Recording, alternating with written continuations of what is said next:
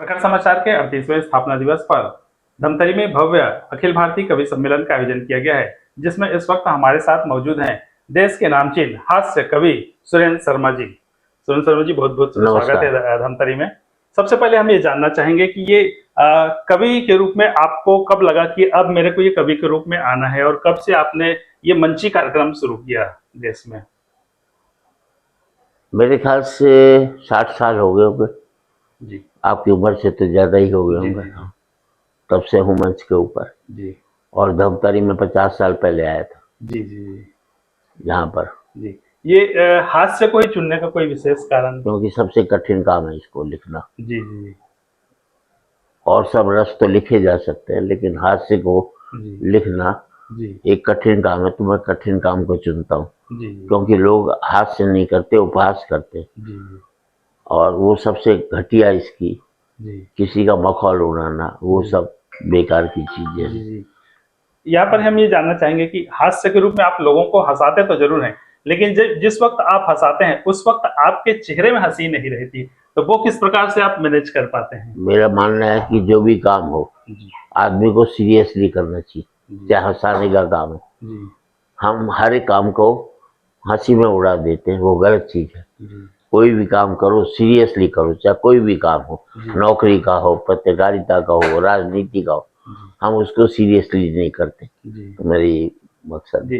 अक्सर आपके कविता में जो है पत्नियों को आप लेते हैं, जब भी धमतरी के लिए भी आपने संदेश दिया कि वो आप लुगाई को लेके आए, तो ये किस टाइप से कॉम्बिनेशन रहता है पत्नियों के? मेरा ये मानना है कि पति और पत्नी साथ साथ आएंगे तो आपसी जो सद्भाव है उनका बेहतर रहेगा।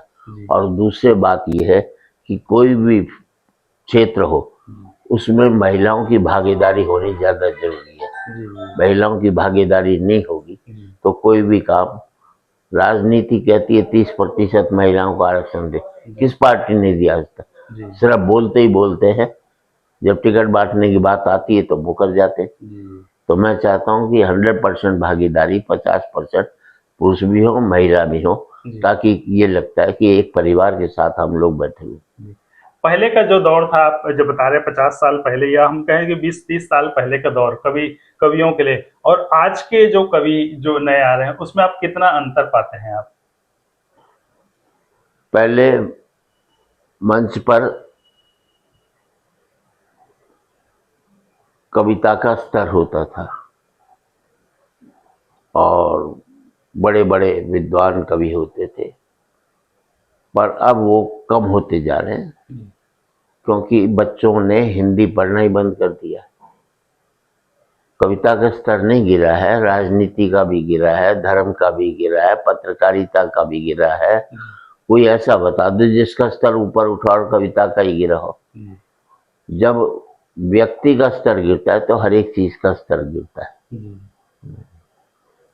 आजकल देखते हैं कि ज्यादा जो है हास्य की ओर नहीं आते हैं, बहुत कम ऐसे लोग होते हैं जो हास्य की ओर आते हैं।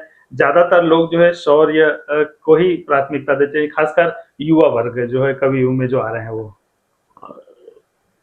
तो शौर्य को प्राथमिकता दी जानी चाहिए, पर उत्तेजना नहीं। पहले वीर रस था, अब उत्तेजना फैलाई जाती है कि पाकिस्तान को निपटा देंगे, इसको कर लेंगे। वो कोई अच्छा विषय नहीं है। हमारे अंदर ओज रहे, लेकिन किसी को बर्बाद करने की भावना जो है कभी भी नहीं रहनी चाहिए, वो उत्तेजना होती है। कई कवि सम्मेलन में हम देखते हैं कि कई बार जो है द्व्यर्थी शब्दों का उपयोग या फुहड़ता की ओर भी लोग बढ़ जाते हैं और दर्शक उसी में ही खुश आ जाते हैं। तो क्या हमें माने कि दर्शकों के पसंद के हिसाब से हमको ऐसे करना चाहिए, या फिर हमको अपने ही लय में रहना? मेरा मानना है कि हमें वो नहीं बोलना चाहिए जो जनता सुनना चाहती है, हमें वो बोलना चाहिए जो जनता को सुनना चाहिए।